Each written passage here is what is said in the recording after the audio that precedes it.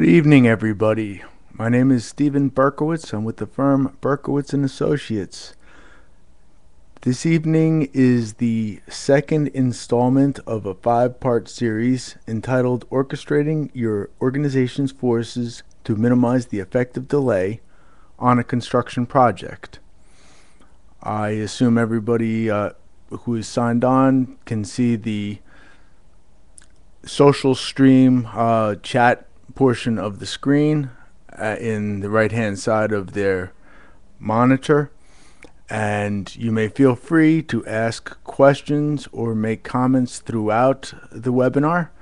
I will do my best to address anybody who has any questions or any comments, but without any further ado, we'll just start right in. This, as I said, is the second in a five-part series, and we're going to talk about documents that you need to establish your position of strength in either negotiating or litigating a delay claim, your entitlement to a delay claim. Last month, we spoke about organizing your forces and the need for the various departments in your company to work together to establish strength in your position of entitlement for either entitlement for a delay claim, or perhaps defending a delay claim from a contractor or a subcontractor.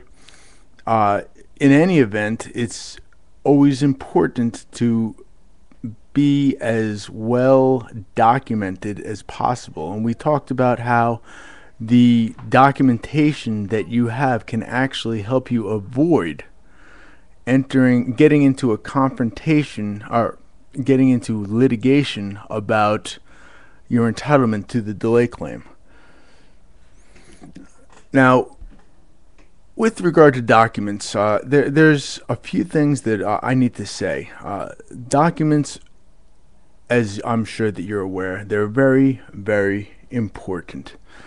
And they're peculiar things. It's important that we understand why documents are so important. And we're going to talk about which documents are important and what your field people and your in-house people should be looking for. But before we do that, let's talk about why documents are so important. I mentioned last webinar, that I worked for a Fortune 100 company, and one of my colleagues, when I was working there, asked me a question about documents, and he said, "Steve, I see attorneys are often putting things in writing, and I find that a lot of times when attorneys put things in writing, it comes back and it haunts them in the future. Why do attorneys always put things in writing?" And the reason is simple. It is to prove you said what you said when you said it. It's that simple. Same thing goes for attorneys, goes for anybody else. You put things in writing because it allows you to prove what you said and when you said it. That is known as a contemporaneous document. A document that is created at the time the event is occurring is a contemporaneous document. It has special relevance in the courtroom. It has special relevance in the construction industry. A contemporaneous document has almost automatic validity, especially if it is a document that is created during the normal course of business.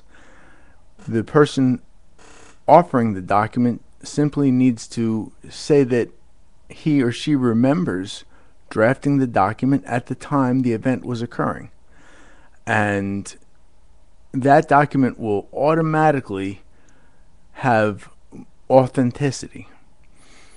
Now, let's talk a little bit about documents, and I'm not going to go too far afield here, but I think that there's something that's very relevant that's occurring in the news in this country right now, which shows us the importance of documents. I'm sure people have heard of Eric Snowden. He was that NSA contractor that may not, depending on which circuit you're in, may or may not have leaked information that the government may or may not be violating people's Fourth Amendment rights, the rights to prevent the government from executing illegal search and seizures.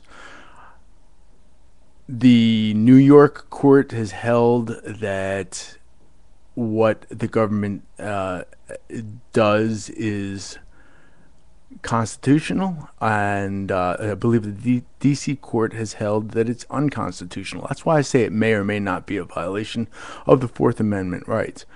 But I was listening to a podcaster, and he said, with regard to the Eric Snowden situation, he said, documents, documents, documents.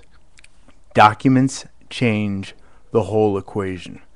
And a more true statement I haven't heard in a long time. And the reason that this statement is so true is, let's look at what would have happened if Eric Snowden did not have documents to back up his statement.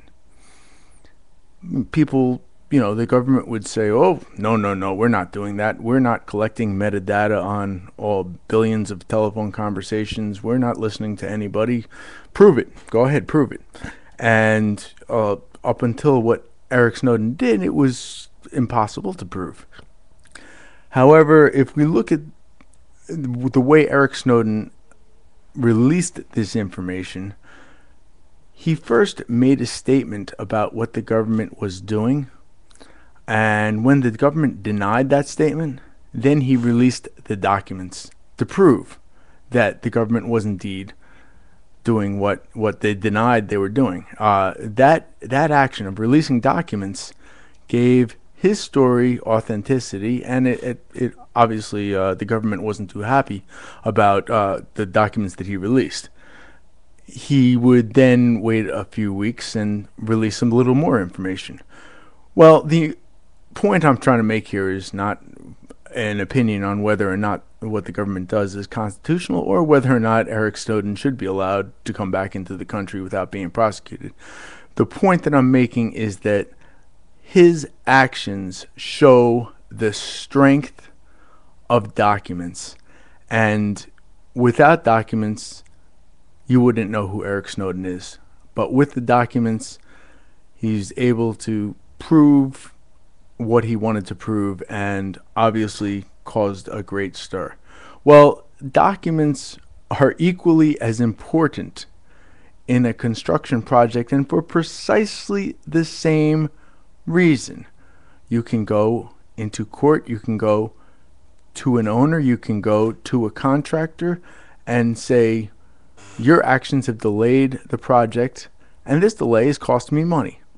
I'm entitled to more money, or I'm entitled to withhold money. Either way, the documents are critical in proving your case, and without them, you have very little strength, and it's very difficult to prevail in this, either an argument or in court or an arbitration or a hearing. In any event, documents are critical. And we talked last month, about the various organizations, and as we go through the documents, we're the various types of documents, we're going to talk about what the different organizations, divisions of your company can contribute to establishing your entitlement. So first, we're going to talk about the causes of delay. Now, the reason that the causes of delay are important is, well, first, people need to know when it is time to start collecting documents and what documents they're going to be collecting. So let's look at what people have to be looking out for. Additional work. Well, that's pretty obviously that if you have a certain scope of work and if somebody adds to that scope of work, it's probably going to take more time. But this brings up an extremely important issue that is often overlooked. If there is additional work, there's going to be a change order. Now, what's critically important is that there are two components to the change order. There's the additional cost and there's the additional time. They do not necessarily correlate. You could have a no cost change order, but the product could take a lot longer to get. You have to ask for the additional time. And again, we're going to use the concept of contemporaneous documentation. If you ask for the additional time at the time that you make the change order, you're going to be able to establish that that's what you asked for when you asked for it. And beyond that, most change orders are going to have a clause in there that basically says this is the entire scope of entitlement that I'm looking for based on this change or this extra, the additional work. Suspension of work. This is an important issue when we're looking at the contract. You must look for the notice provisions in the contract, and if there's going to be a suspension of work, it's still important, even though it seems obvious that if the project stops for a month, you're entitled to an additional month to compensate you, to protect yourself against liquidated damages, but also so as not to increase the cost of your project by requiring acceleration. The documents that establish the entitlement to the suspension of work are the notice documents and various other contemporaneous writings. Again, this is the things that we're looking for in the field or even perhaps the people in the office. A late start. Part of our five-part series is going to be examining a live delay study of an actual project. The issue is going to be a late start, and if we consider a late start, obviously that's going to take time. If you have 100 days to complete the project, and if you don't get to start on the first day, well, you would expect that the time is going to be pushed back. However, let's say the contract gets pushed from the summer months to the winter months. Well, now you don't really want a day-for-day exchange, because during the winter, let's say you're digging footings, it may be more difficult to dig in the ground when it's frozen. Well, it is more difficult to dig in the ground when it's frozen than when it's nice, warm, and moist and wet, which is often the case in the summer. Obviously, you don't want it too wet, but that's something you have to be looking out for in late start. Severe weather, again, this is where we're going to be looking to the contract to see what your entitlement is for the severe weather. What are the thresholds that you have to meet in order to get entitlement? A owner of a project might argue that, look, you know that every day in the 100 days that we're giving you to complete the project is not going to be sunny, and you should take into consideration that there's going to be severe weather. On the other hand, if severe weather is defined in the contract as more than 5 days a month or something like that, that should be taken into consideration. And documentation is extremely important to establish your entitlement. Strikes are another issue that not only the delay in the work for the striking party, but also the extra time required. Again, you've got the notice requirements, which are contemporaneous documents which have almost automatic authenticity. Changes in the work, like the additional work, the changes will have a change order, and you should always ask for time at the same time that you're asking for money, if there is money. Differing site conditions, extremely important. Look at the contract. These are things that are potential causes of delay, and you want to make sure that you're letting the owner or the other parties know that there is going to be a delay, and it's important that you document your observations at that time. Shortages of labor and material is not only important to let the other parties know that the material or the labor is not going to be sufficient for the project, but it's also important to let people know that this is going to cause a delay and that you're entitled to more time. Contractor slow productivity, owner actions. These are all things that you want your field people looking out for so that you can know when it is time to start documenting things. Environmental issues. Obviously, if you hit environmental issues, there's going to be additional costs incurred. Again, even if your trade or your company is not involved in remediating the environmental issues, it's extremely important to let people know that this is going to cause a delay. Now, why is it important if it seems so obvious that when a contractor or a party in a construction project loses time, why is it so important to put everybody on notice?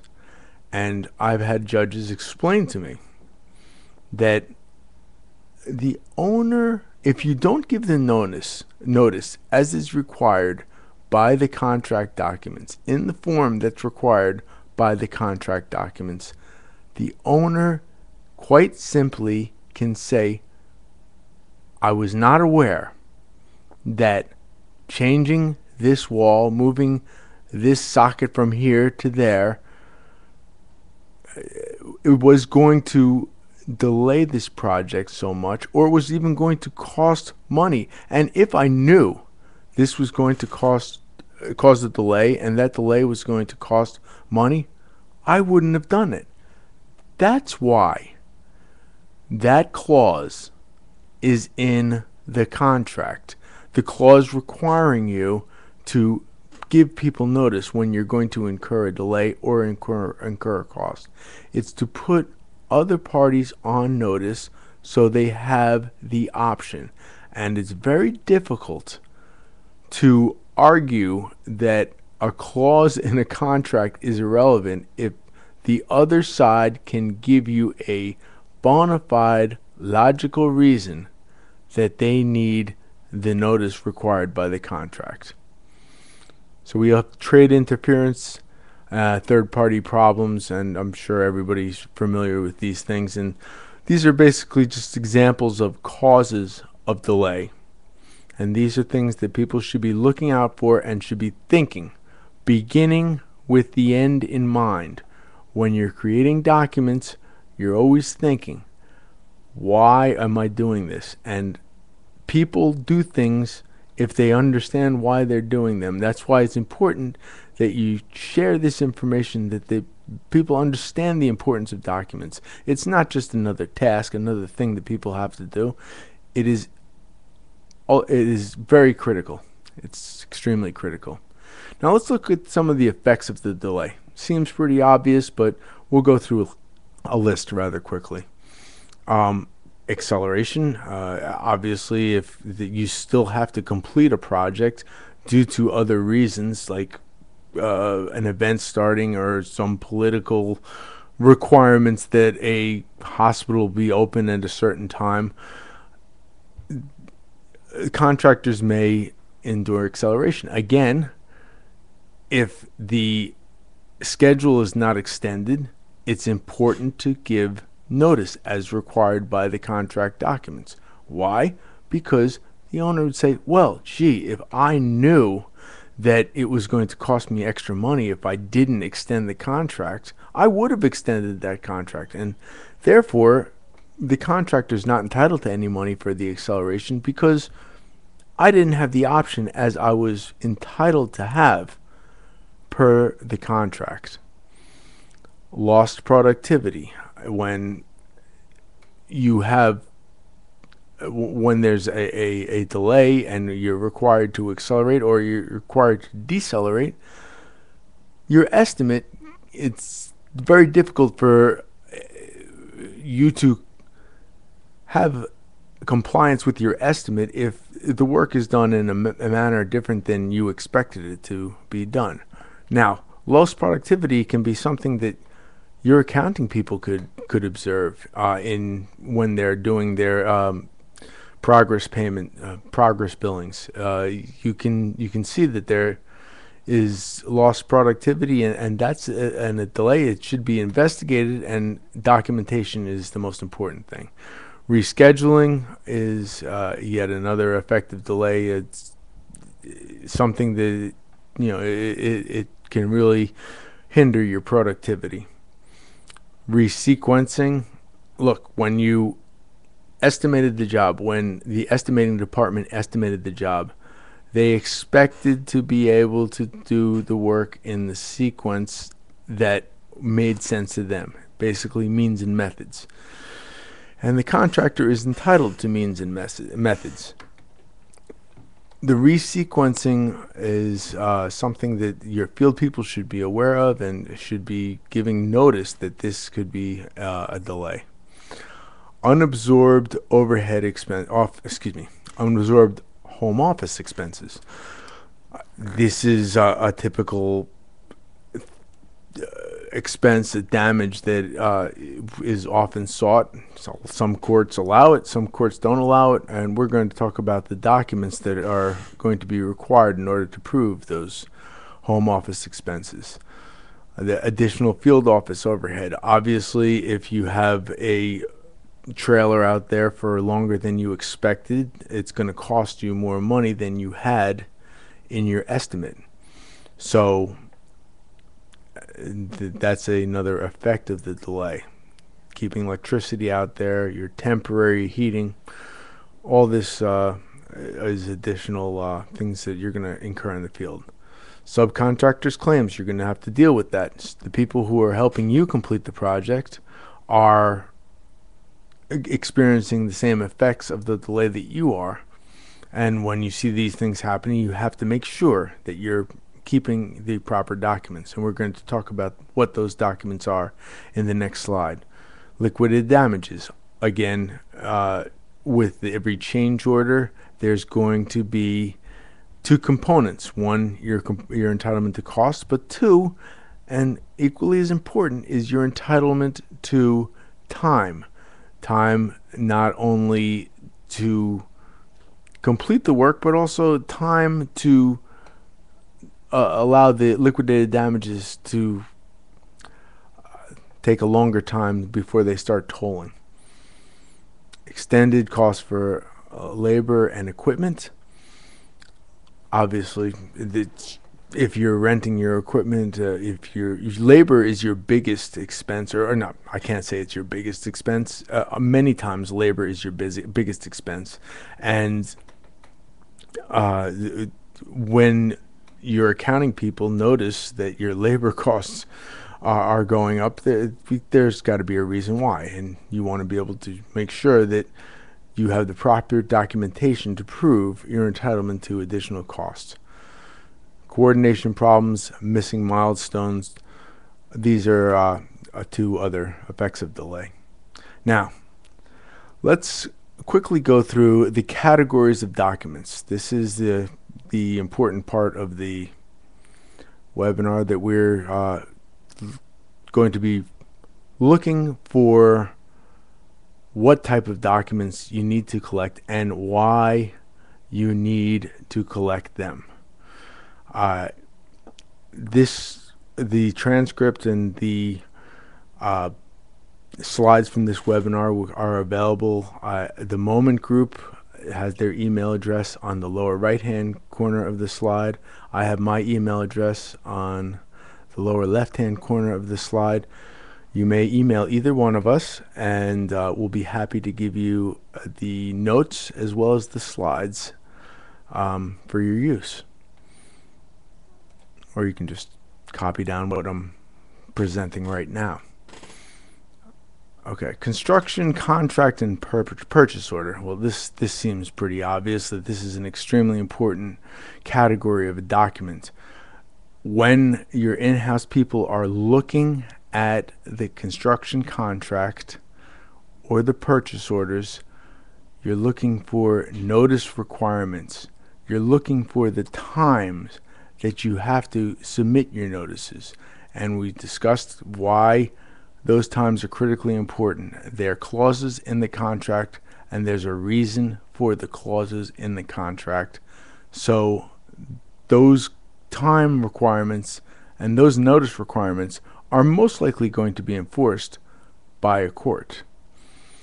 Now, the bid documents, these are extremely important, and I can't tell you how many times we've gone into delay claims, mediation, arbitration, into court, and we don't have all of the bid documents. And the benefit of having those documents is almost incalculable because, again, they're contemporaneous documents.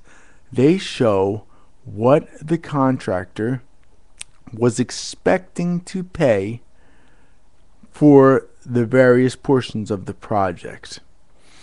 And since they're contemporaneous documents, they have almost automatic authenticity.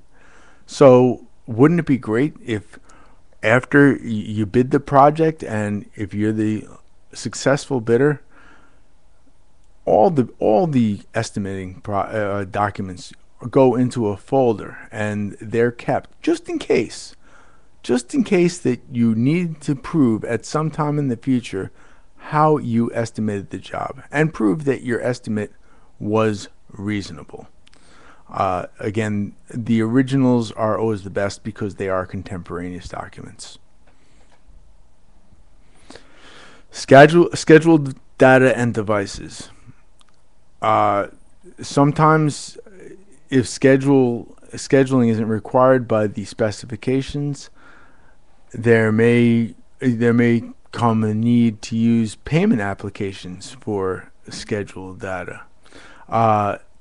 Payment applications can be used in a bind to show what you were doing and when you were doing it. And if necessary, they can be used to show delay.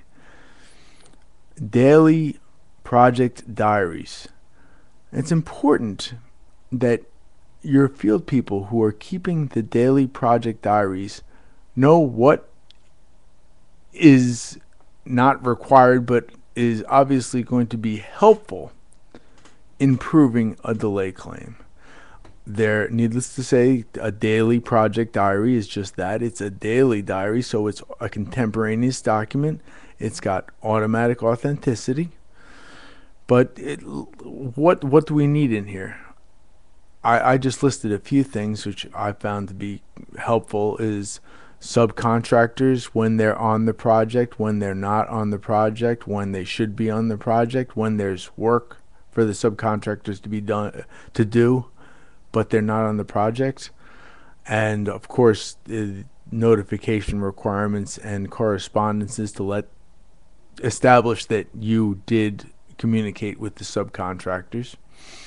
Deliveries, what was coming on the project, what came, at what time it came, and those are important things to have in a daily project diary. The issues, we talked about that with the subcontractors and when people are supposed to be on the project, but also things that are going to be causing a delay.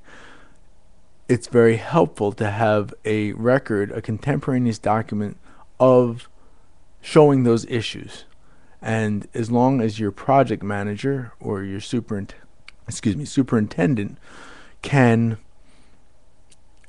certify or can testify that he made this daily diary on the day that is in the upper left-hand corner of the diary, and the reason he knows he did that is because he does that every day. It's a business document. It's something he does every day. That has a lot of authenticity. Change order and change order logs. what's critical here is the response time. That can be a component of delay, in that if you can't get the necessary documentation or authority from the designer, the architect, the engineer, to proceed with your work in a manner that is required due to the changes in the work, that's a cause of delay. Again, if it's a log, it's a contemporaneous document, it has authenticity. So these things are critical.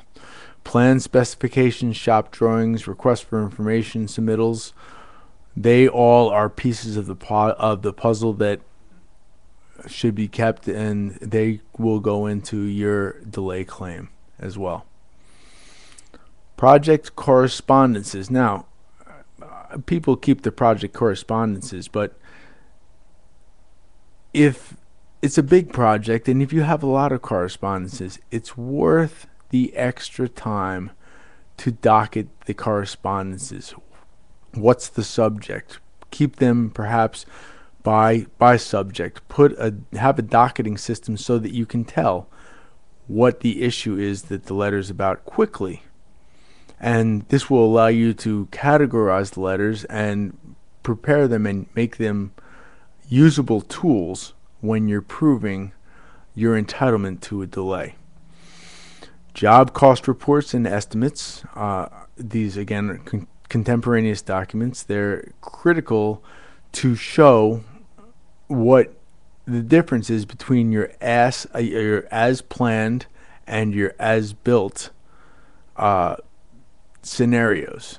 So the bid documents, if you have your bid documents, that's great for showing what your as plan was, and your as built analysis it can be established through job cost reports, and those are usually kept by your accounting people. And going back to last month's webinar, this is why you want to have your forces orchestrated, everybody working together, so that your company can be the stronger party in the settlement negotiations to establish your entitlement due to a delay. Financial statements. These are critical in establishing your home office overhead. That's the most important thing. Home office overhead is a difficult thing to argue in courts, and the courts are split as to whether or not the parties to a construction contract should be entitled to additional home office overhead. But if you can prove it with some exactitude, if you have the necessary documents, contemporaneous documents to show how your home office overhead either went up or was extended, at least one step in the battle is won, and that's on your side. Employee payroll records. I mentioned before, your manpower, your labor is most likely not, if not your most expensive component of the project. It's a very expensive component of the project, and these employee payroll records, when converted into a chart, can be used to show inefficiencies due to acceleration or just rescheduling. The manpower loading is very telling in why a party to a contract may have lost money on the contract and may be entitled to more money. Entitlement, it's not just enough to show that you've lost money, but it's important to show that you have entitlement, that the entitlement is real. Photographs and videos. This is invaluable. Again, these are contemporaneous, not necessarily documents, but we know that we've heard the old cliche that a photograph is worth 1,000 words. The demonstration value of a photograph or even a video, now that videos are that easy to take, a lot of people can take them on their cell phone, something that you should accumulate, which brings me to a good point that we're talking about documents, and it is nice to have documents, but we also have to take into consideration that we are in the year 2014, and documents may be saved not only in hard paper form, but they also can be saved through computer systems and the like. Same with photographs and videos. It can be a worthwhile expenditure if you automate your document accumulation software, and there's plenty of software out there which can help you do this. It's if you are performing big projects, and if you're finding that you are incurring costs due to delays, and your level of success in recovering for those costs is not where you'd like it to be, it could be worth your time and money to invest in a software that will help you keep these documents. And punch lists, these are almost self-authenticating agreements as to where you are in the project, or where you almost completed, or what needed to be done, and the time that it needed to be done. Claim notices, again, you have to keep them docketed and categorized. And finally, miscellaneous documents, which are important in establishing your entitlement for a delay, are mechanics liens showing when the last day of work was, what the amount of money that was due, stop notices, bond claims. All of these documents can be used to establish project status. Well, that is the end of this month's segment on documents, part of the orchestrating your organization's forces to minimize the effects of delay on a construction project. If anybody has any questions, you may feel free to use the chat portion of your screen and let me know if there's anything you'd like to talk about. If not, we'll be talking next month about critical path and how that's used to establish your company's entitlement to a delay. Until then, my name is Steve Berkowitz with the firm Berkowitz and Associates. We serve New Jersey, New York, and Pennsylvania. We support the Moment Group in helping parties to construction projects get paid for the work that they do and become whole at the end of the construction project. I thank you very much for tuning in, and I look forward to speaking to you next month.